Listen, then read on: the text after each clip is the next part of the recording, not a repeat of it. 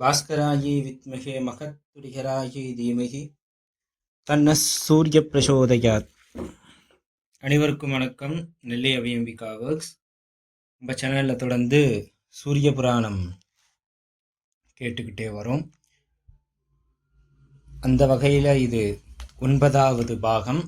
சூரிய புராணத்தினுடைய 9வது பாகத்தில் இருக்கும். எப்பயும் போல கதை சுருக்கம், ஒரு முன்னோட்டம் பார்த்துருவோம். நைமிச்சாரண்யம் வனத்தில் எல்லா விதமான ரிஷிகளும் யாகம் யக்னம் போன்ற விஷயங்களை செய்திருக்க, அந்த இடத்துக்கு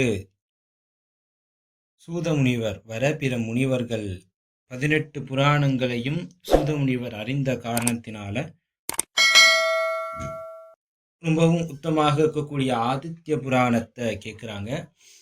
சூத முனிவரும் மகிழ்ந்து அந்த ரிஷிகளுக்கு ஆதித்ய புராணம் ஆரம்பிக்க, அப்ப கதையின் முதல் அத்தியாயமாக பிருகத் பலன் வசிஷ்ட மகரிஷியிடம் தான் படித்த சந்தேகங்களை கேட்க, அந்த சந்தேகத்துக்கு பதிலாக சூரிய பகவான் வர, சாம்பவபுரத்தில் இருக்கக்கூடிய சூரிய பகவானை வணங்கும்படி சொல்ல, பிருகத் பலன் எவ்வளவு இடங்கள் இருந்தாலும் என் சாம்பவபுரத்தில் இருக்கக்கூடிய சூரிய பகவான் பிரசித்தத்துக்கு உண்டான காரணம் கேட்க, கிருஷ்ண பரமாத்மாவுடைய மகனாக கூடிய